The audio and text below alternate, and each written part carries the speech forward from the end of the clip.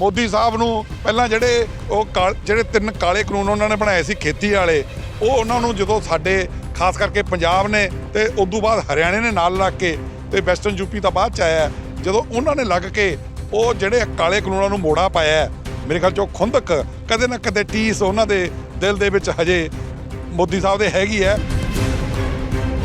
ਉਹ ਕਦੇ ਨਾ ਕਿਸੇ ਤਰੀਕੇ ਨਾਲ ਪੰਜਾਬ ਨੂੰ ਜੋ ਹਮੇਸ਼ਾ ਉਹ ਕਿਸੇ ਨਾ ਕਿਸੇ ਤਰੀਕੇ ਨਾਲ ਜਿਹੜੀ ਹੈਗੀ ਸਜ਼ਾ ਦੇਣ ਦੇ ਉਸ 'ਚ ਰਹਿੰਦੇ ਨੇ, ਔਰ ਇਹ ਉਦੋਂ ਵੀ ਵੱਡੀ ਸਜ਼ਾ ਹੈ।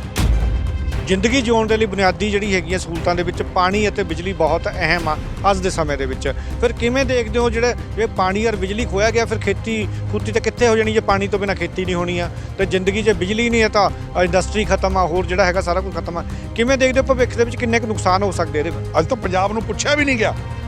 ਜੇ ਚੰਡੀਗੜ੍ਹ ਨੂੰ ਪਾਣੀ ਦੇਣਾ ਤਾਂ ਉਹ ਸਾਡੇ ਹਿੱਸੇ 'ਚੋਂ ਜਾਂਦਾ, ਜੇ ਚੰਡੀਗੜ੍ਹ ਨੂੰ ਪੀਣ ਵਾਲਾ ਪਾਣੀ ਵੀ ਜਾਂਦਾ ਉਹ ਵੀ ਜਿਹੜਾ ਹੈਗਾ ਸਾਡੇ ਹਿੱਸੇ 'ਚੋਂ ਜਾਂਦਾ। ਔਰ ਸਾਰਾ ਤੁਸੀਂ ਦੇਖਿਆ ਹੀ ਹੈ ਜਿਹੜਾ ਕਜੌਲੀ ਹੈਡ ਕਿੱਥੇ ਆਪਣਾ ਮਰਿੰਡਾ ਏਰੀਆ 'ਚ ਪੈਂਦਾ, ਸਾਰਾ ਮਰਿੰਡਾ ਏਰੀਆ ਕ੍ਰਾਸ ਕਰਕੇ ਚੰਡੀਗੜ੍ਹ ਨੂੰ ਅਸੀਂ ਪਾਈਪਾਂ ਵਿਛਾਤੀਆਂ, ਜ਼ਮੀਨ ਅਸੀਂ ਆਪਦੀ ਉਜਾੜਦੀ।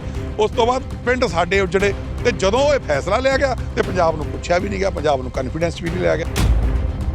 ਪੰਜਾਬ ਪਾਵਰ ਸੈਕਟਰ ਦੇ ਵਿੱਚ ਸਾਡਾ ਹਿੱਸਾ ਹੋਵੇ, ਚਾਹੇ ਪਾਣੀ ਦੇ ਵਿੱਚ ਹਿੱਸਾ ਹੋਵੇ, ਮੇਰੇ ਖਿਆਲ ਦੇ ਵਿੱਚ ਉਹ ਦੂਰ ਨਹੀਂ। ਜੇ ਅਸੀਂ ਹੁਣੇ ਤੇ ਪਹਿਰਾ ਨਾ ਦਿੱਤਾ ਉਹ ਸਾਡੇ ਹੱਥੋਂ ਚਲੇ ਜਾਣ। ਮਾਹਰ ਮਿਲੇ ਸੀ ਜਿਹੜੇ ਕਾਫੀ ਆਰਥਿਕ ਤੌਰ ਤੇ ਵੀ ਸਿਆਸੀ ਤੌਰ ਤੇ ਮਾਹਰ ਆ, ਉਹ ਕਹਿੰਦੇ ਸਰਕਾਰ ਜਿਹੜੀ ਹੈਗੀ ਹੈ ਸਾਰੇ ਵਿਭਾਗਾਂ ਨੂੰ ਠੇਕੇ ਤੇ ਦੇਈ ਜਾ ਰਹੀ ਆ, ਵੀ ਆਪਣੇ ਜਿਹੜੇ ਹੈਗੇ ਆ ਸਰਕਾਰੀ ਵਿਭਾਗ ਆ ਜਾਂ ਮੰਤਰੀਆਂ ਦੇ ਆ ਉਹ ਸਾਰੇ ਸਰਕਾਰੀ ਰੱਖੇ ਹੋਏ ਆ, ਡੀਸੀ ਐਸਐਸਪੀ ਪੁਲਿਸ ਦੀਆਂ ਹੋਰ ਜਿਹੜੀਆਂ ਚੀਜ਼ਾਂ, ਤੇ ਮੰਤਰੀ ਆਪਣੇ ਭੱਤੇ ਵੀ ਲੈ ਰਹੇ ਆ, ਪੈਨਸ਼ਨਾਂ ਵੀ ਲੈ ਰਹੇ ਆ, ਸਰਕਾਰੀ ਜਿਹੜੀਆਂ ਹੈਗੀਆਂ 2004 ਤੋਂ ਪੈਨਸ਼ਨਾਂ ਖਤਮ ਕਰਤੀਆਂ। ਉਹ ਕਹਿੰਦਾ ਜੇ ਸਾਰਾ ਕੁਝ ਠੇਕੇ 'ਤੇ ਹੀ ਕਰ ਦਿਓ, ਜੇ ਠੇਕੇ 'ਤੇ ਕਰਨਾ ਡੀਸੀ ਐਸਐਸਪੀ ਥਾਣੇ ਜੱਜ ਸਾਰਾ ਕੁਝ ਠੇਕੇ 'ਤੇ ਲਾ ਦਿਓ, ਮੰਤਰੀ ਮੁੱਖ ਮੰਤਰੀ ਠੇਕੇ 'ਤੇ ਲਾ ਦਿਓ, ਫਿਰ ਲੋਕਾਂ ਨੂੰ ਤਸੱਲੀ ਤਾਂ ਹੋਊਗੀ ਵੀ ਸਾਰਾ ਕੁਝ ਠੇਕੇ 'ਤੇ ਸਾਡੇ ਨਾਲ ਧੱਕਾ ਨਹੀਂ ਹੋ ਰਿਹਾ।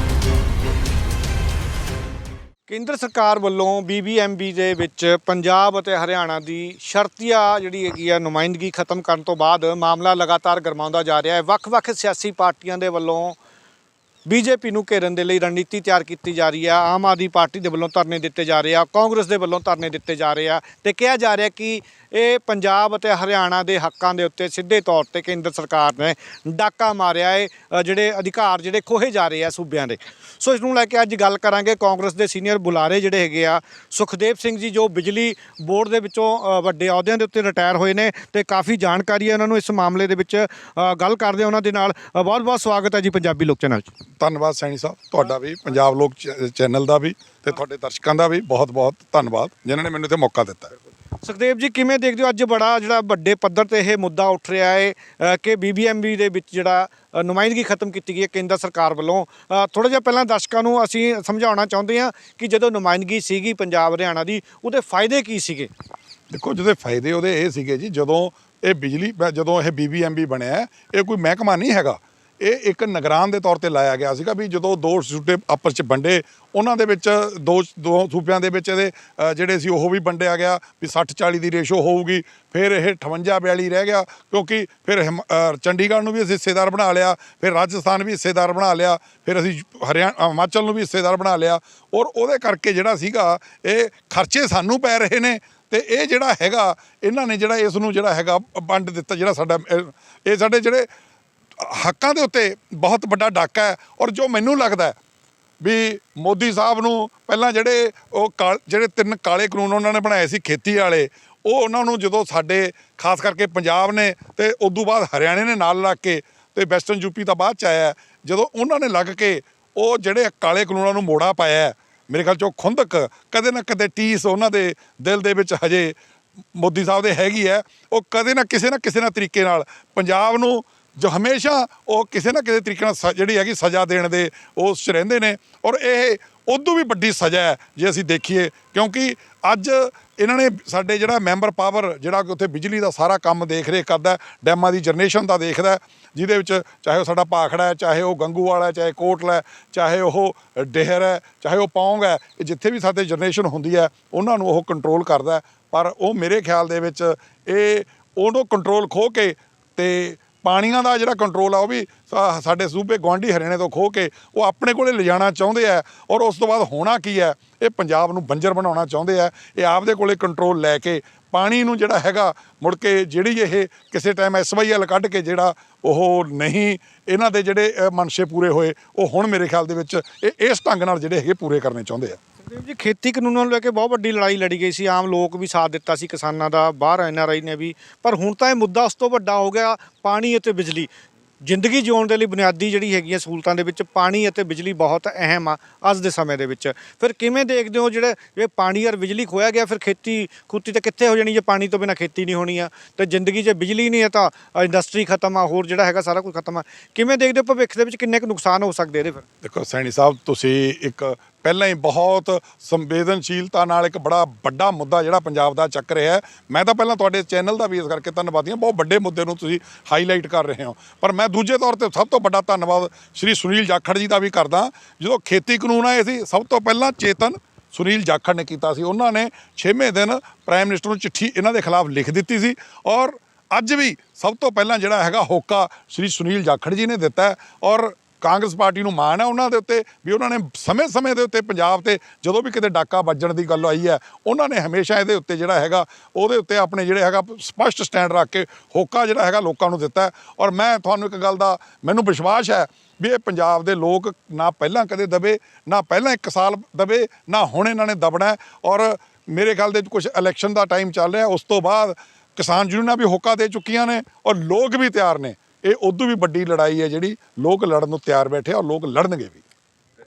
ਕਿਵੇਂ ਦੇਖਦੇ ਹੋ ਇੱਕ ਤੋਂ ਬਾਅਦ ਇੱਕ ਫੈਸਲੇ ਲਏ ਜਾ ਰਹੇ ਆ? ਜਿਸ ਤਰ੍ਹਾਂ ਚੰਡੀਗੜ੍ਹ ਦੀ ਗੱਲ ਕੀਤੀ ਜਾਏ, ਬਿਜਲੀ ਬੋਰਡ ਜਿਹੜਾ ਹੈਗਾ ਉੱਥੇ ਤੱਕ ਕਿਹਾ ਜਾ ਰਿਹਾ ਸੀ ਕਿ ਕਈ ਸਾਲਾਂ ਤੋਂ ਕਰੋੜਾਂ ਰੁਪਏ ਦੇ ਮੁਨਾਫੇ ਦੇ ਵਿੱਚ ਸੀਗਾ, ਪ੍ਰਾਈਵੇਟ ਕਰ ਦਿੱਤਾ ਗਿਆ। ਮੁਲਾਜ਼ਮ ਜਿਹੜੇ ਸੜਕਾਂ ਦੇ ਉੱਤੇ ਜਿਹੜੇ ਵਿਚਾਰੇ ਲੜਾਈਆਂ ਲੜ ਰਹੇ ਨੇ, ਧਰਨੇ ਦੇ ਰਹੇ, ਉਹਨਾਂ ਦੇ ਪਰਚੇ ਦਰਜ ਕੀਤੇ ਜਾ ਰਹੇ ਨੇ। ਦੂਜੇ ਪਾਸੇ ਕਿਹਾ ਜਾਏ ਲੋਕਤੰਤਰ ਦੇਸ਼ ਆ, ਫਿਰ ਲੋਕਤੰਤਰ ਦੇਸ਼ ਆ ਤੇ ਲੋਕਾਂ ਦੇ ਜਿਹੜੇ ਹੈਗੇ ਆ ਹੱਕਾਂ ਦੇ ਉੱਤੇ ਅਜਿਹੇ ਫੈਸਲੇ ਦੇਣੇ ਕਿੰਨਾ ਕੁ ਜਾਇਜ਼ ਸਮਝਦੇ ਹੋ? ਦੇਖੋ, ਸਭ ਤੋਂ ਪਹਿਲੀ ਗੱਲ ਤਾਂ ਇਹ ਹੈ ਵੀ ਚੰਡੀਗੜ੍ਹ ਜਿਹੜਾ ਹੈਗਾ ਉਹ ਇੱਕ ਡਿਸਪਿਊਟਡ ਟੈਰੀਟਰੀ ਹੈ। ਡਿਸਪਿਊਟਡ ਵੀ ਨਹੀਂ, ਪੰਜਾਬ ਦੀ ਟੈਰੀਟਰੀ ਹੈ। ਸੌਰੀ, ਮੈਂ ਆਪਦੇ ਸ਼ਬਦ ਵਾਪਸ ਲੈਣਾ, ਉਹ ਪੰਜਾਬ ਦੀ ਟੈਰੀਟਰੀ ਹੈ। ਪੰਜਾਬ ਦੇ ਪਿੰਡ ਉੱਜੜੇ ਨੇ, ਪੰਜਾਬ ਵਾਸਤੇ ਉਹ ਰਾਜਧਾਨੀ ਬਣਾਈ ਗਈ ਸੀ।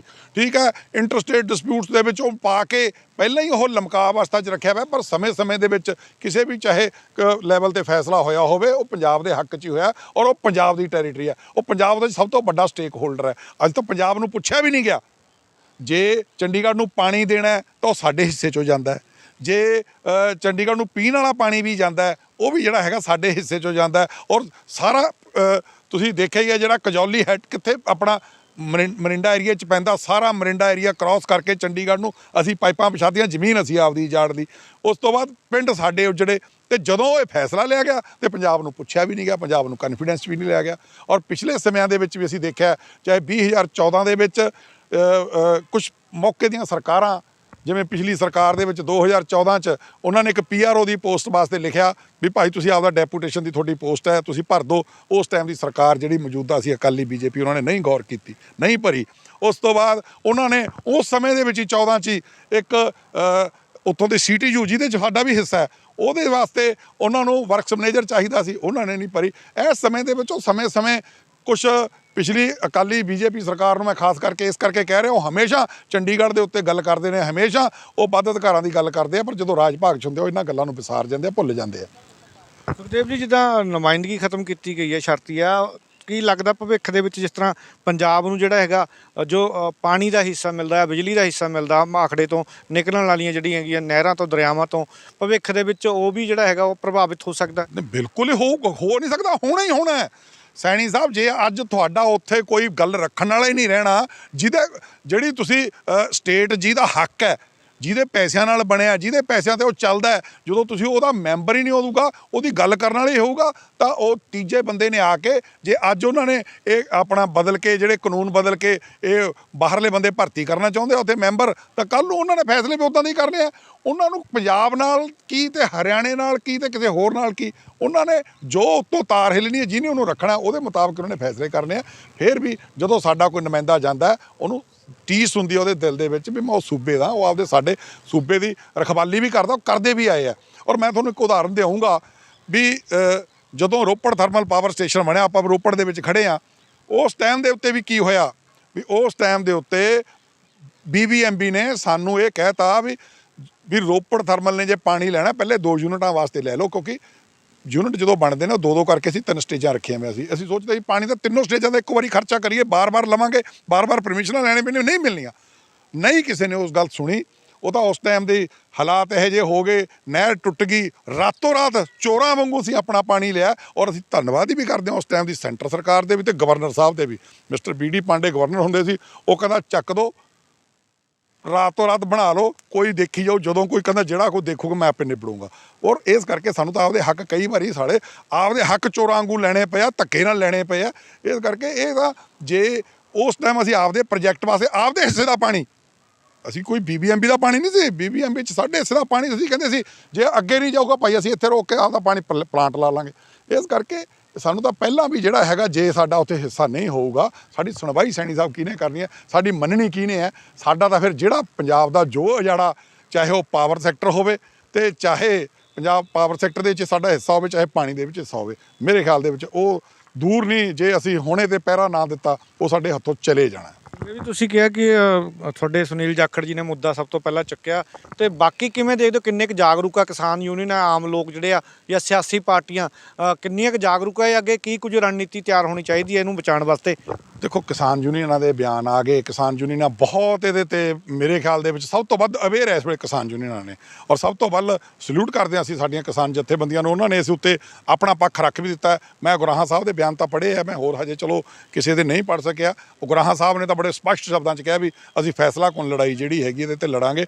ਔਰ ਸਾਡੇ ਰਾਣਾ ਕੰਵਰਪਾਲ ਜੀ ਜਿਹੜੇ ਸਪੀਕਰ ਨੇ, ਉਹਨਾਂ ਨੇ ਵੀ ਨੰਗਲ ਦੇ ਵਿੱਚ ਧਰਨਾ ਮਾਰੇ, ਜੋ ਗਵਰਨਰ ਨੂੰ ਵੀ ਮਿਲੇ ਨੇ। ਔਰ ਇਸ ਇਸ਼ੂ ਤੇ ਪੂਰੀਆਂ ਅਵੇਅਰ ਨੇ ਪਾਰਟੀਆਂ, ਔਰ ਪ੍ਰੈਸ ਦੇ ਵਿੱਚ ਬਾਕੀ ਪਾਰਟੀਆਂ ਵੀ ਹੁਣ ਪ੍ਰੈਸ 'ਚ ਤਾਂ ਆਈਆਂ ਹੀ ਨੇ, ਚਲੋ ਹੋਰ ਸ਼ਾਇਦ ਮੈਦਾਨ 'ਚ ਵੀ ਆ ਜਾਣਗੀਆਂ। ਔਰ ਚੰਗੀ ਗੱਲ ਹੈ, ਕਿਉਂਕਿ 10 ਤਰੀਕ ਤੋਂ ਬਾਅਦ ਚਾਹੇ ਕੋਈ ਜਿੱਤੇ, ਜਿਹੜਾ ਜਿੱਤੂਗਾ ਉਹਨੂੰ ਵੀ ਉਨੀ ਲੜਾਈ ਲੜਨੀ ਪੈਣੀ, ਜਿਹੜਾ ਹਾਰੂਗਾ ਉਹਨੂੰ ਵੀ ਉਨੀ ਲੜਾਈ ਲੜਨੀ ਪੈਣੀ। ਜਿਹੜਾ ਕੋਈ ਪੰਜਾਬ ਦੇ ਨਾਲ ਪਿਆਰ ਕਰਦਾ ਹੋਊਗਾ ਜਾਂ ਪੰਜਾਬ ਦੇ ਹੱਕਾਂ ਨੂੰ ਬਚਾਉਣਾ ਚਾਹੁੰਦਾ ਹੋਊਗਾ, ਪੰਜਾਬ ਦੇ ਸੋਮਿਆਂ ਨੂੰ ਬਚਾਉਣਾ ਚਾਹੁੰਦਾ ਹੋਊਗਾ, ਉਹਨੂੰ ਤਾਂ ਇਸ ਲੜਾਈ ਦੇ ਵਿੱਚ ਕੁੱਦਣਾ ਪੈਣਾ। ਪਰ ਵੱਖ-ਵੱਖ TV ਚੈਨਲਾਂ ਤੇ ਅਖਬਾਰਾਂ ਦੀਆਂ ਵੀ ਜਿਹੜੀ ਖਬਰਾਂ ਆ ਰਹੀਆਂ ਕਿ ਕੇਂਦਰ ਸਰਕਾਰ ਵੀ ਇਸ ਮੁੱਦੇ ਨੂੰ ਲੈ ਕੇ ਪੂਰੀ ਤਰ੍ਹਾਂ ਤਿਆਰ ਆ। ਪੰਜਾਬ ਜਿਹੜਾ BBMB ਤੋਂ ਹਿਮਾਚਲ ਅਤੇ ਪੰਜਾਬ ਪੁਲਿਸ ਜਿਹੜੀ ਹਟਾ ਕੇ ਉੱਥੇ CISF ਲਗਾਈ ਜਾ ਰਹੀ ਹੈ, ਕਿਤੇ ਨਾ ਕਿਤੇ ਵੱਡੀ ਫੋਰਸ ਲਗਾਈ ਜਾ ਰਹੀ ਹੈ। ਦੇਖੋ ਗੱਲ ਇਹ ਹੈ, ਉਹ ਬਿਲਕੁਲ CISF ਸੈਂਟਰ ਦੀ ਏਜੰਸੀ ਹੈ। ਹੁਣ ਉੱਥੇ ਸਾਡੀ ਪੰਜਾਬ ਪੁਲਿਸ ਜਾਂ PAP ਉਹਨੂੰ ਕੰਟਰੋਲ ਕਰਦੀ ਸੀ, ਤੇ ਉੱਥੋਂ ਦੀ ਸਿਕਿਉਰਿਟੀ ਨੂੰ ਉਹ ਆਪਦੇ ਕੰਟਰੋਲ 'ਚ ਲੈ ਲੈਣ। ਦੇਖੋ ਚਾਹੇ ਉਹ ਖੇਤੀ ਕਾਨੂੰਨਾਂ ਵੇਲੇ ਉਹਨਾਂ ਨੇ ਐਡਵਾਂਸ ਦੇ ਵਿੱਚ ਆਪਣੇ ਅਡਾਨੀਆਂ ਨੇ ਬਣਾ ਲਏ ਹੋਣ ਆਪਣੇ ਜਿਹੜੇ ਸੀਗੇ ਸੈਲੋਜ਼, ਚਾਹੇ ਉਹ ਹੁਣ ਕਰ ਲੈਣ। ਜਦੋਂ ਲੋਕਾਂ ਨੇ ਮੈਦਾਨ 'ਚ ਆਉਣਾ, ਲੜਨਾ, ਜਿਹੜੀ ਲੋਕ ਲੜਾਈ ਹਮੇਸ਼ਾ ਜਿਹੜੀ ਜਿੱਤਦੀ ਆ ਔਰ ਜਿੱਤੂਗੀ ਵੀ। ਕੀ ਲੱਗਦਾ ਇੱਕ ਪਾਸੇ ਕੇਂਦਰ ਸਰਕਾਰ ਜਿਹੜੀ ਹੈਗੀ ਹੈ BJP ਪੰਜਾਬ ਦੇ ਵਿੱਚ, ਜਦੋਂ ਹੁਣ ਚੋਣਾਂ ਹੋਈਆਂ, ਵੱਡੇ ਵੱਡੇ ਦਾਅਵੇ ਕੀਤੇ ਗਏ ਕਿ ਪੰਜਾਬ ਦੇ ਲਈ ਆਹ ਕਰ ਰਹੇ ਹਾਂ, ਤੇ ਦੂਜੇ ਪਾਸੇ ਅਜਿਹੇ ਫੈਸਲੇ, ਕੀ ਲੱਗਦਾ ਹੈ ਕਿ 24 ਦੇ ਵਿੱਚ ਜਿਹੜੀ ਹੈਗੀ ਹੈ BJP ਪੰਜਾਬ 'ਚੋਂ ਚੋਣਾਂ ਨਹੀਂ ਲੜਨੀਆਂ 24 'ਚ? ਦੇਖੋ BJP ਸਿਰਫ ਤੇ ਸਿਰਫ ਕਾਮਨਲ ਏਜੰਡੇ ਦੇ ਉੱਤੇ ਗੱਲ ਕਰ ਰਹੀ ਹੈ। ਹੁਣ ਵੀ ਉਹ ਕਿਸੇ ਇੱਕ ਵਿਸ਼ੇਸ਼ ਵਰਗ ਨੂੰ ਕੰਸੋਲੀਡੇਟ ਕਰਕੇ ਜਿਹੜਾ ਹੈਗਾ ਇੱਥੇ ਕਰਨਾ ਚਾਹੁੰਦੀ ਹੈ, ਪਰ ਇੱਥੇ ਨਾ ਕਦੇ ਅੱਜ ਤੱਕ ਕੋਈ ਇੱਕ ਵਰਗ ਕੰਸੋਲੀਡੇਟ ਹੋਇਆ ਨਾ ਹੋਣਾ। 24 ਦੇ ਵਿੱਚ BJP ਦਾ ਇੱਥੇ ਹੁਣ 17 ਅੱਜ ਜਿਹੜੀ 22 ਦੀ ਇਲੈਕਸ਼ਨ ਤਾਂ ਹੋਣਾ ਹੀ ਹੋਣਾ, 24 ਦੇ ਵਿੱਚ BJP ਦਾ ਟੋਟਲ ਸਫਾਇਆ ਹੋ ਜਾਣਾ। ਜਿਹੜੀਆਂ 1-2 ਸੀਟਾਂ ਉਹਨਾਂ ਕੋਲ ਪਾਰਲੀਮੈਂਟ ਦੀਆਂ ਉਹ ਵੀ ਨਹੀਂ ਰਹਿਣੀਆਂ। ਇਹ ਦੇਖ ਲਿਓ, ਕਿਉਂਕਿ ਜਦੋਂ ਬਾਰ-ਬਾਰ ਉਹ ਪੰਜਾਬ ਦੇ ਹੱਕਾਂ ਤੇ ਹਮਲੇ ਕਰ ਰਹੇ ਨੇ, ਔਰ ਹਮਲਾਵਰਾਂ ਨੂੰ ਕਦੇ ਪੰਜਾਬ ਨੇ ਬਖਸ਼ਿਆ ਨਹੀਂ, ਔਰ ਨਾ ਹੀ ਇਹ ਬਖਸ਼ੇ ਜਾਣੇ ਨੇ। CISF ਜਿਹੜੀ ਲਗਾਈ ਆ, ਮਕਸਦ ਕੀ ਸਮਝਦੇ, ਕਿਉਂ ਲਗਾਈ ਗਈ ਹੈ ਕੇਂਦਰ ਸਰਕਾਰ? ਮਕਸਦ ਤਾਂ ਬੜਾ ਸਾਫ਼ ਹੈ ਸੈਣੀ ਸਾਹਿਬ, ਵੀ ਕੰਟਰੋਲ ਉਹਨਾਂ ਨੇ ਆਪਣੇ ਕੋਲ ਲੈ ਲਿਆ। PAPC ਸਾਡੀ ਸੀ, ਜੇ ਕੱਲ ਨੂੰ ਕੋਈ ਗੱਲ ਹੈ, ਕੋਈ ਹੋਰ ਹੈ, ਉਹ ਸਾਡੀ ਸੁਣਵਾਈ ਕਰਦੇ ਸੀ। CISF ਨੇ ਤਾਂ ਸਾਡੀ ਸੁਣਨੀ ਥੋੜ੍ਹਾ। CISF ਤਾਂ ਜਿਹੜਾ ਹੈਗਾ ਡਾਇਰੈਕਟਲੀ ਉਹਦਾ ਕੰਟਰੋਲ ਜਿਹੜਾ ਹੈਗਾ ਹੋਮ ਮਿਨਿਸਟਰੀ ਕੋਲੇ ਹੈਗਾ ਤੇ ਸੈਂਟਰ ਦੀ ਕੋਲੇ, ਉਹ ਸਾਡੇ ਤਾਂ ਕਾਬੂ 'ਚ ਹੀ ਨਹੀਂ ਹੈਗੇ। ਕੀ ਲੱਗਦਾ ਇਸ ਮੁੱਦੇ ਤੇ ਕਿੰਨੀ ਕੁ ਲੰਬੀ ਲੜਾਈ ਲੜਨੀ ਪੈ ਸਕਦੀ ਹੈ? ਕਿਸ ਤਰ੍ਹਾਂ ਦੀ ਜਿਹੜੀ ਹੈਗੀ ਰਣਨੀਤੀ ਤਿਆਰ ਕਰਨੀ ਚਾਹੀਦੀ ਹੈ ਸਾਰਿਆਂ ਨੂੰ? ਦੇਖੋ ਲੜਾਈ ਤਾਂ ਵੱਡੀ ਲੜਨੀ ਪੈਣੀ ਹੈ, ਕਿਉਂਕਿ ਹਜੇ ਤਾਂ ਉਹਨਾਂ ਨੇ ਉਸ ਲੈਵਲ ਦੇ ਉੱਤੇ CISF ਜੋ ਮੈਂ ਸਮਝਦਾ ਤਾਂ ਲਾਈ ਹੋ, ਕਿਉਂਕਿ ਇੰਪਲਾਈਜ਼ ਵੀ ਐਜੀਟੇਟਡ ਹੈ, ਔਰ ਸਾਰਾ ਵਰਗ ਪੰਜਾਬ ਦਾ, ਸਾਰੀਆਂ ਟ੍ਰੇਡ ਯੂਨੀਅਨਾਂ ਵੀ ਐਜੀਟੇਟਡ ਹੈ। ਵੀ ਜੇ ਕੱਲ੍ਹ ਨੂੰ ਉੱਥੋਂ ਇੰਪਲਾਈਜ਼ ਨੂੰ ਬਾਹਰ ਧੱਕਣਾ ਪਿਆ, ਹੋ ਸਕਦਾ PAP ਅਗਲਾ ਕਹਿੰਦਾ ਇਹਨਾਂ ਦੀ ਆਪਣੀ ਹੈ, ਇਹਨਾਂ ਨਾਲ ਕੋਈ ਸੌਫਟ ਕਾਰਨਰ ਰੱਖੇ, ਇਹਨਾਂ ਨੂੰ ਕੱਢ ਕੇ ਸਾਰੇ ਸਟਾਫ ਨੂੰ ਉਹਨਾਂ ਨੇ ਆਪਦੇ ਕਿਸੇ ਦੇ ਕੰਟਰੋਲ ਦੇ ਵਿੱਚ ਲੈਣਾ ਹੋਵੇ। CISF ਦਾ ਮਕਸਦ ਸਭ ਤੋਂ ਵੱਡਾ ਤਾਂ ਉਹੀ ਹੋ ਸਕਦਾ। ਇਸ ਕਰਕੇ ਕਿਉਂਕਿ ਸਾਡੇ ਇੰਜੀਨੀਅਰਸ ਵੀ, ਸਾਡੇ ਸਟਾਫ ਵੀ ਸਾਰੇ ਇਸ ਗੱਲ ਤੇ ਐਜੀਟੇਟਡ ਆ, ਉਹ ਲੜਨਗੇ ਵੀ। ਔਰ ਮੈਨੂੰ ਆਸ ਹੈ ਵੀ ਇਹ ਲੜਾਈ ਵੀ ਅਸੀਂ ਕਿਸਾਨੀ ਦੇ ਜਿਹੜੇ ਬਿੱਲ ਅਸੀਂ 3 ਜਿਹੜੇ ਵਾਪਸ ਕਰਾਏ ਆ, ਉਹਨਾਂ ਵਾਂਗੂ ਜਿੱਤਾਂਗੇ, ਲੜਾਂਗੇ ਵੀ ਤੇ ਜਿੱਤਾਂਗੇ ਵੀ। ਸੋ ਬਿਲਕੁਲ ਇਹ ਸਨ ਸੁਖਦੇਵ ਸਿੰਘ ਜੀ, ਜਿਨ੍ਹਾਂ ਨੇ ਵਿਸਥਾਰ ਦੇ ਨਾਲ ਦੱਸਿਆ ਕਿ BBMB ਦੇ ਵਿੱਚੋਂ ਜੋ ਪੰਜਾਬ ਹਰਿਆਣਾ ਦੀ ਨੁਮਾਇੰਦਗੀ ਖਤਮ ਕੀਤੀ ਗਈ ਆ ਉਹਦੇ ਕੀ ਫਾਇਦੇ ਸੀ ਤੇ ਹੁਣ ਕੀ ਨੁਕਸਾਨ ਹੈ। ਤੇ ਇਹਨਾਂ ਨੇ ਦੱਸਿਆ ਕਿ ਕਿਸਾਨੀ ਅੰਦੋਲਨ ਦੀ ਤਰ੍ਹਾਂ ਵੱਡੇ ਪੱਧਰ ਤੇ ਇਹ ਲੜਾਈ ਲੰਮੀ ਲੜਨੀ ਪੈ ਸਕਦੀ ਆ। ਤੇ ਇਹਨਾਂ ਨੇ ਇਹ ਵੀ ਜਿਹੜੀ CISF ਲਗਾਈ ਗਈ ਆ BBM ਤੇ ਉਹਦਾ ਵੀ ਮਕਸਦ ਇਹਨਾਂ ਨੇ ਦੱਸਿਆ ਕਿ ਕੇਂਦਰ ਸਰਕਾਰ ਕਿਤੇ ਨਾ ਕਿਤੇ ਜਿਹੜੀ ਹੈਗੀ ਆ ਧੱਕੇਸ਼ਾਹੀ ਕਰ ਸਕਦੀ ਆ। ਸੋ ਇਹਨਾਂ ਨੇ ਇਹ ਫੈਸਲੇ ਨੂੰ ਕੇਂਦਰ ਸਰਕਾਰ ਦੀ ਧੱਕੇਸ਼ਾਹੀ ਦੱਸਿਆ, ਸਿੱਧਾ ਜਿਹੜਾ ਹੈਗਾ ਫੈਸਲਾ ਦੱਸਿਆ ਕਿ ਇਹ ਪੰਜਾਬ ਦੇ ਹੱਕਾਂ ਉੱਤੇ ਡਾਕਾ ਮਾਰਿਆ ਗਿਆ। ਸੋ ਇੱਕ ਸੁਖਦੇਵ ਜੀ ਇੱਕ ਸਵਾਲ ਯਾਦ ਆ ਗਿਆ, ਇੱਕ ਮਾਹਰ ਮਿਲੇ ਸੀ ਜਿਹੜੇ ਕਾਫੀ ਆਰਥਿਕ ਤੌਰ ਤੇ ਵੀ ਸਿਆਸੀ ਤੌਰ ਤੇ ਮਾਹਰ ਆ। ਉਹ ਕਹਿੰਦੇ ਸਰਕਾਰ ਜਿਹੜੀ ਹੈਗੀ ਹੈ ਸਾਰੇ ਵਿਭਾਗਾਂ ਨੂੰ ਠੇਕੇ ਤੇ ਦੇਈ ਜਾ ਰਹੀ ਆ ਵੀ ਆਪਣੇ ਜਿਹੜੇ ਹੈਗੇ ਆ ਸਰਕਾਰੀ ਵਿਭਾਗ ਆ ਜਾਂ ਮੰਤਰੀਆਂ ਦੇ ਆ ਉਹ ਸਾਰੇ ਸਰਕਾਰੀ ਰੱਖੇ ਹੋਏ ਆ, DC SSP ਪੁਲਿਸ ਦੀਆਂ ਹੋਰ ਜਿਹੜੀਆਂ ਚੀਜ਼ਾਂ, ਤੇ ਮੰਤਰੀ ਆਪਣੇ ਭੱਤੇ ਵੀ ਲੈ ਰਹੇ ਆ, ਪੈਨਸ਼ਨਾਂ ਵੀ ਲੈ ਰਹੇ ਆ, ਸਰਕਾਰੀ ਜਿਹੜੀਆਂ ਹੈਗੀਆਂ 2004 ਤੋਂ ਪੈਨਸ਼ਨਾਂ ਖਤਮ ਕਰਤੀਆਂ। ਉਹ ਕਹਿੰਦਾ ਜੇ ਸਾਰਾ ਕੁਝ ਠੇਕੇ 'ਤੇ ਹੀ ਕਰ ਦਿਓ, ਜੇ ਠੇਕੇ 'ਤੇ ਕਰਨਾ DC SSP ਥਾਣੇ ਜੱਜ ਸਾਰਾ ਕੁਝ ਠੇਕੇ 'ਤੇ ਲਾ ਦਿਓ, ਮੁੱਖ ਮੰਤਰੀ ਠੇਕੇ 'ਤੇ ਲਾ ਦਿਓ, ਫਿਰ ਲੋਕਾਂ ਨੂੰ ਤਸੱਲੀ ਤਾਂ ਹੋਊਗੀ ਵੀ ਸਾਰਾ ਕੁਝ ਠੇਕੇ 'ਤੇ ਸਾਡੇ ਨਾਲ ਧੱਕਾ ਨਹੀਂ ਹੋ ਰਿਹਾ। ਸੈਣੀ ਸਾਹਿਬ ਤੁਹਾਡਾ ਸਵਾਲ ਬਹੁਤ ਡੂੰਘਾ ਤੇ ਸਵਾਲ ਬਹੁਤ ਸਹੀ ਹੈ। ਦੇਖੋ ਇਹ ਜਿਹੜਾ ਸਰਕਾਰਾਂ ਨੇ ਹੁਣ ਇਹ ਚਲਾ ਲਿਆ ਨਾ, ਖਾਸ ਕਰ ਸੈਂਟਰ ਦੀ ਮੋਦੀ ਸਰਕਾਰ ਨੇ ਸਾਰਾ ਕੁਝ ਵੇਚ ਦਿਓ, BSNL ਵੇਚ ਦਿਓ, ਡਿਫੈਂਸ ਦੇ ਵਿੱਚ 100% ਪ੍ਰਾਈਵੇਟਾਈਜੇਸ਼ਨ ਲੈ ਆਓ ਹੈ। ਜੇ ਰਫੇਲ ਜਹਾਜ਼ ਬਣਾਊਗਾ ਤਾਂ HAL ਨਹੀਂ ਬਣਾਊਗਾ, ਜਿਹੜਾ ਕਿ ਸਾਡਾ ਪਬਲਿਕ ਸੈਕਟਰ ਅਦਾਰਾ ਹੈ, ਉਹਨੂੰ ਜਿਹੜਾ ਹੈਗਾ ਉਹਨੂੰ ਤਬਾਹ ਕਰਕੇ ਰਿਲਾਇੰਸ ਵਾਲਾ ਬਣਾਊਗਾ, ਜਿਹੜਾ ਦੂਜਾ ਅਨਿਲ ਅੰਬਾਨੀ ਬਣਾਊਗਾ, ਜਿਹੜਾ ਕਿ 418 ਕਰੋੜ ਰੁਪਈਆ ਆਪਦੇ ਭਰ ਨਹੀਂ ਸਕਿਆ ਉਹ ਸੁਪਰੀਮ ਕੋਰਟ ਦੇ ਹੁਕਮਾਂ ਮੁਤਾਬਕ, ਉਹਨੂੰ ਜੇਲ੍ਹ ਹੋ ਜਾਣੀ ਸੀ, ਉਹਦੇ ਭਰਾ ਨੇ ਭਰਿਆ, ਉਹਨੂੰ 60,000 ਕਰੋੜ ਦਾ ਇਹਨਾਂ ਨੇ ਜਹਾਜ਼ ਬਣਾਉਣ ਦਾ ਠੇਕਾ ਦੇਤਾ। ਇਹ ਤਾਂ ਲਟਾਉਣ ਤੇ ਲੱਗੇ ਹੋਏ ਨੇ, ਪਰ ਲੋਕ ਸਮਝਣਾ ਸ਼ੁਰੂ ਕਰ ਗਏ। ਇਹਨਾਂ ਦੇ ਜਿਹੜਾ ਇਹਨਾਂ ਦਾ ਕਮਿਊਨਲ ਏਜੰਡੇ ਨੂੰ ਛੱਡ ਕੇ ਲੋਕਾਂ ਨੂੰ ਆਰਥਿਕ ਏਜੰਡਿਆਂ ਤੇ ਆਉਣਾ ਪੈਣਾ, ਆਰਥਿਕ ਏਜੰਡਿਆਂ ਤੇ ਆਪ ਇਹਨਾਂ ਗੱਲਾਂ ਦਾ ਵਿਰੋਧ ਕਰਨਾ ਪੈਣਾ। ਔਰ ਇਹ ਜਿਹੜੀਆਂ ਚੀਜ਼ਾਂ ਨੇ, ਇਹ ਠੇਕਾ ਪ੍ਰਥਾ ਜਿਹੜੀ ਹੈ, ਇਹ ਠੇਕੇਦਾਰੀ ਪ੍ਰਣਾਲੀ ਹੈ, ਇਹਨੂੰ ਖਤਮ ਕਰਨਾ ਪੈਣਾ। ਔਰ ਮੈਂ ਇੱਕ ਗੱਲ ਤੁਹਾਨੂੰ ਦੱਸਦਾ ਵੀ ਅਸਲ ਇੱਕ ਆਸ ਦੀ ਕਿਰਨ ਵੀ ਜਾਗੀ ਹੈ ਵੀ ਰਾਜਸਥਾਨ ਦੀ ਸਾਡੀ ਸਰਕਾਰ ਨੇ, ਜਿਹੜੇ ਸਾਡੇ ਉੱਥੇ ਸ਼੍ਰੀ ਅਸ਼ੋਕ ਗਹਿਲੋਤ ਜੀ ਨੇ, ਉਹਨਾਂ ਨੇ ਜਿਹੜੀ ਪੁਰਾਣੀ ਪੈਨਸ਼ਨ ਸੀ, ਜਿਹੜੀ ਕਿ 2004 'ਚ ਸ਼੍ਰੀ ਅਟਲ ਬਿਹਾਰੀ ਵਾਜਪਾਈ ਜੀ ਪਾਰਲੀਮੈਂਟ 'ਚ ਬੰਦ ਕਰਕੇ ਗਏ ਸੀ, ਉਹਨੂੰ ਜਿਹੜੀ ਹੈ ਪੁਰਾਣੀ ਪੈਨਸ਼ਨ ਸਕੀਮ ਦੇ ਵਿੱਚ ਰਾਜਸਥਾਨ ਨੂੰ ਲੈ ਗਏ ਹੈ। ਔਰ ਮੈਨੂੰ ਲੱਗਦਾ ਹੈ ਵੀ ਉਹਨਾਂ ਤੋਂ ਸੇਧ ਲੈ ਕੇ ਹੋਰ ਵੀ ਸੂਬਾ ਸਰਕਾਰਾਂ ਉਹਨਾਂ ਦੇ ਪਿੱਛੇ ਜਾ ਕੇ ਜਿਹੜੀਆਂ ਪੁਰਾਣੀ ਪੈਨਸ਼ਨ 'ਚ ਜਾਣਗੀਆਂ, ਔਰ ਮੁਲਾਜ਼ਮਾਂ ਦੀ ਜਿਹੜੀ ਹੈਗੀ ਹੈ ਉਹ ਜਿਹੜੀ ਉਹਨਾਂ ਨੂੰ ਰਿਟਾਇਰਮੈਂਟ ਤੋਂ ਬਾਅਦ ਜਿਹੜੀ ਆਰਥਿਕ ਜਿਹੜੀ ਹੈਗੀ ਆ ਸਿਕਿਉਰਿਟੀ ਮਿਲ ਸਕੂਗੀ। ਔਰ ਇਸੇ ਤਰ੍ਹਾਂ ਹੀ ਹੋਰ ਜਿਹੜੀਆਂ ਹੁਣ ਕਾਂਗਰਸ ਦੇ ਵੀ ਏਜੰਡੇ ਤੇ ਇਹੀ ਹੈ ਵੀ ਕਿਵੇਂ ਜਿਹੜੇ ਸਾਡੇ ਪੁਰਾਣੇ ਅਦਾਰੇ ਆ, ਪਬਲਿਕ ਸੈਕਟਰ ਆ, ਉਹਨੂੰ ਕਿਵੇਂ ਮਜ਼ਬੂਤ ਕੀਤਾ ਜਾਵੇ। ਜਿਹੜਾ ਕਿ ਅਸੀਂ ਬੜੇ ਮਿਹਨਤ ਨਾਲ ਪਬਲਿਕ ਸੈਕਟਰ ਜਾ ਰਿਹਾ ਸੀ, ਜਦੋਂ ਉੱਜੜ ਰਿਹਾ, ਅਸੀਂ ਜਿਹੜੇ ਸਾਡੇ 5 ਰਤਨ ਕਹਿੰਦੇ ਸੀ BHEL ਵਰਗੇ, ਉਹਨਾਂ 'ਚ ਵੀ ਜਦੋਂ ਡਿਸਇਨਵੈਸਟਮੈਂਟ ਲੈ ਕੇ ਜਾ ਰਹੇ ਨੇ, ਉਹ ਤਾਂ ਸਾਨੂੰ ਦੁੱਖ ਬਹੁਤ ਹੁੰਦਾ। ਹੁਣ ਤੁਸੀਂ ਦੇਖੋ LIC ਹੈ, ਸਾਡਾ ਪ੍ਰੋਫਿਟੇਬਲ ਅਦਾਰਾ ਹੈ, ਸਰਕਾਰੀ ਅਦਾਰਾ ਹੈ, ਉਹਨੂੰ ਵੀ ਇਹ ਜਿਹੜਾ ਹੈਗਾ ਇਹਨਾਂ ਨੇ IPO ਉਹਨਾਂ ਦਾ ਕੱਢਤਾ, ਪ੍ਰਾਈਵੇਟਾਈਜ਼ ਉਹਦੇ 'ਚ ਕਰਤੀ, ਫੋਰਨ ਡਾਇਰੈਕਟ ਇਨਵੈਸਟਮੈਂਟ ਵੀ ਉਹਦੇ 'ਚ ਲੈ ਆਂਦੀ। ਇਹ ਗੱਲਾਂ ਮਾੜੀਆਂ ਨੇ। ਫੋਰਨ ਦੀਆਂ ਹੋਰ ਕੰਪਨੀਆਂ ਆਉਂਦੀਆਂ, ਉਹਨਾਂ ਨੂੰ ਆਈ ਜਾਣ, ਪਰ ਉਹ ਆਪਦੀ ਕਿਸੇ ਇੰਸ਼ੋਰੈਂਸ ਸੈਕਟਰ 'ਚ ਆਉਣਾ ਆਈ ਜਾਣ। ਪਰ ਗੱਲ ਇਹ ਹੈ ਵੀ ਸਾਡੀ ਘੱਟੋ ਘੱਟ ਜਿਹੜੀਆਂ ਸਰਕਾਰੀ ਏਜੰਸੀਆਂ ਨੇ, LIC ਵਰਗੀਆਂ, ਉਹਨਾਂ ਨੂੰ ਤਾਂ ਜਿਹੜਾ ਰੱਖਿਆ ਜਾਵੇ। ਔਰ ਜਿਹੜੀਆਂ ਅਸੀਂ ਸੋਚਦੇ ਸੀ ਵੀ ਬੀਮਾ ਕਰਾ ਲਿਆ ਅਸੀਂ ਨਿਸ਼ਚਿੰਤ ਹਾਂ, ਪਰ ਜੇ ਹੁਣ ਸਾਡਾ ਬੀਮੇ ਵਾਲੀ ਕੰਪਨੀ ਪ੍ਰਾਈਵੇਟ ਹੋਈ, ਉਹਨੇ ਕਦੋਂ ਚਲੇ ਜਾਣਾ ਕੋਈ ਪਤਾ ਨਹੀਂ ਲੱਗਣਾ। ਫਿਰ ਤਾਂ ਤੁਹਾਡੇ ਬੀਮੇ ਦੇ ਪੈਸੇ ਵੀ ਗਏ ਤੇ ਤੁਸੀਂ ਵੀ ਗਏ। ਉਹ ਤਾਂ ਜੇ ਬੀਮਾ ਤਾਂ ਸਾਡੀ ਜ਼ਿੰਦਗੀ ਬਚਾਉਣ ਨੂੰ ਸੀ, ਜਦੋਂ ਸਾਡੇ ਪੈਸੇ ਚਲੇ ਨੇ, ਮੈਨੂੰ ਲੱਗਦਾ ਬੰਦਾ ਉਹਦੇ ਹੌਂਕੇ ਨਾਲ ਹੀ ਮਰ ਜਾਣਾ। ਇਸ ਕਰਕੇ ਇਹ ਸਾਨੂੰ ਕਰਨਾ ਪਊਗਾ, ਲੋਕਾਂ ਨੂੰ ਵੀ ਚੇਤਨ ਹੋਣਾ ਪਊਗਾ, ਤੇ ਜਿਹੜਾ ਹੈਗਾ ਸਰਕਾਰਾਂ ਨੂੰ ਵੀ ਇੱਧਰ ਨੂੰ ਮੋੜਾ ਦੇਣਾ ਪਊਗਾ, ਜਿਵੇਂ ਕਿ ਰਾਜਸਥਾਨ ਦੀ ਸਰਕਾਰ ਨੇ ਦਿੱਤਾ। ਜਿੱਦਾਂ ਤੁਸੀਂ ਵੱਖ-ਵੱਖ ਵਿਭਾਗਾਂ ਦੀ ਗੱਲ ਕੀਤੀ ਹੈ ਵੀ ਠੇਕੇ ਤੇ ਜਿਹੜੇ ਹੈਗੇ ਕਰ ਦਿੱਤੇ ਗਏ, ਉਹੀ ਵਿਭਾਗਾਂ ਦੇ ਮੁਲਾਜ਼ਮ ਜਦੋਂ ਸੰਘਰਸ਼ ਕਰਦੇ ਆ ਤਾਂ ਸ਼ੱਕ ਜ਼ਾਹਰ ਕਰਦੇ ਆ ਕਿ ਕਿਤੇ ਵੀ ਜਿਸ ਤਰ੍ਹਾਂ BBMB ਨੂੰ ਕੇਂਦਰ ਸਰਕਾਰ ਆਪਣੇ ਜਿਹੜੀ ਹੈਗੀ ਹੱਥਾਂ 'ਚ ਲੈ ਰਹੀ ਆ, ਕਿ ਹੋ ਸਕਦਾ ਭਵਿੱਖ ਦੇ ਵਿੱਚ ਇਹਨੂੰ ਵੀ ਠੇਕੇ ਤੇ ਦੇਣ ਦੀ ਤਿਆਰੀ ਹੋ ਸਕਦੀ ਹੈ। ਨਹੀਂ, ਬਿਲਕੁਲ। ਇਹ 'ਚ ਸੈਣੀ ਸਾਹਿਬ ਮੈਂ ਕਹਿੰਦਾ ਵੀ ਤੁਸੀਂ ਬਾਕੀ ਮਾਹਰਾਂ ਦੀ ਗੱਲ ਕਰਦੇ, ਮੇਰੇ ਖਿਆਲ ਦੇ ਵਿੱਚ ਤਾਂ ਵੱਡੇ ਮਾਹਰ ਤੁਸੀਂ ਹੋ। ਇਹ ਤਾਂ ਤੁਸੀਂ ਜਿਹੜੀ ਦੂਰ ਅੰਦੇਸ਼ੀ ਨਾਲ ਸੋਚ ਲਓ, ਬਿਲਕੁਲ ਹੋਣਾ ਹੀ ਹੈ।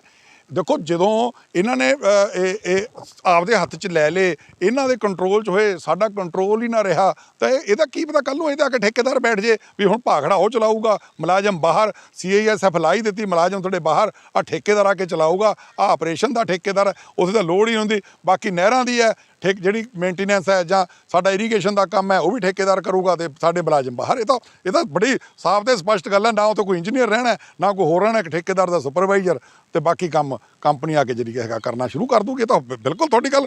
ਜੇ ਠੇਕੇ ਤੇ ਹੋ ਗਿਆ ਫਿਰ ਤਾਂ ਜਿਹੜਾ ਨਹਿਰਾਂ ਦਾ ਪਾਣੀ ਮਿਲ ਰਿਹਾ, ਜਿੱਦਾਂ ਸ਼ਹਿਰਾਂ ਨੂੰ ਪਾਣੀ ਪੀਣ ਦਾ ਜਾਂ ਕਿਸਾਨਾਂ ਨੂੰ ਮਿਲ ਰਿਹਾ, ਫਿਰ ਤਾਂ ਪੈਸੇ ਦੇਣੇ ਪੈਣਗੇ ਉਲਟਾ। ਮੈਂ ਤਾਂ ਉਹੀ ਕਹਿੰਦਾ ਜੀ ਜਨਾਬ, ਇਹ ਤਾਂ ਬਹੁਤ ਵੱਡੇ ਦੂਰਅੰਗਾਮੀ ਇਹਨਾਂ ਦੇ ਰਿਜ਼ਲਟ ਹੋਣਗੇ ਔਰ ਇਸੇ ਕਰਕੇ ਤਾਂ ਅਸੀਂ ਕਹਿ ਰਹੇ ਹਾਂ। ਮੈਂ ਤਾਂ ਤੁਹਾਡਾ ਬਾਰ-ਬਾਰ ਇਸ ਗੱਲ ਦਾ ਧੰਨਵਾਦ ਕਰਦਾ ਸੈਣੀ ਸਾਹਿਬ, ਤੁਸੀਂ ਇਹੋ ਜਿਹੇ ਇੱਕ ਬੜੇ ਮੁੱਦੇ, ਜਿਹੜਾ ਸਾਡਾ ਬੁਨਿਆਦੀ ਮੁੱਦਾ ਹੈ, ਜਿਹੜੀਆਂ ਸਾਡੀਆਂ ਬੁਨਿਆਦੀ ਲੋੜਾਂ ਨੇ, ਉਸ ਮੁੱਦੇ ਤੇ ਆਉਣ ਵਾਲੇ ਸਮੇਂ ਦੇ ਦੂਰਅੰਗਾਮੀ ਰਿਜ਼ਲਟ ਦੇਖ ਕੇ ਇਹਨਾਂ ਤੇ ਜਿਹੜੇ ਤੁਸੀਂ ਲੋਕਾਂ ਨੂੰ ਚੇਤਨ ਕਰ ਰਹੇ ਹੋ, ਮੈਂ ਤਾਂ ਤੁਹਾਡਾ ਧੰਨਵਾਦ ਕਰਦਾ ਇਸ ਕਰਕੇ ਵੀ ਤੁਸੀਂ ਇਹ ਬਹੁਤ ਵੱਡਾ ਪੁੰਨ ਦਾ ਕੰਮ ਕਰ ਰਹੇ ਹੋ ਸੂਬੇ ਨਾਲ। ਬਹੁਤ ਪੁੰਨ, ਸੂਬੇ ਬਾਰੇ ਚੰਗੀ ਸੋਚ ਰੱਖਦੇ ਹੋ, ਇਹ ਚੰਗੀ ਗੱਲ ਹੈ।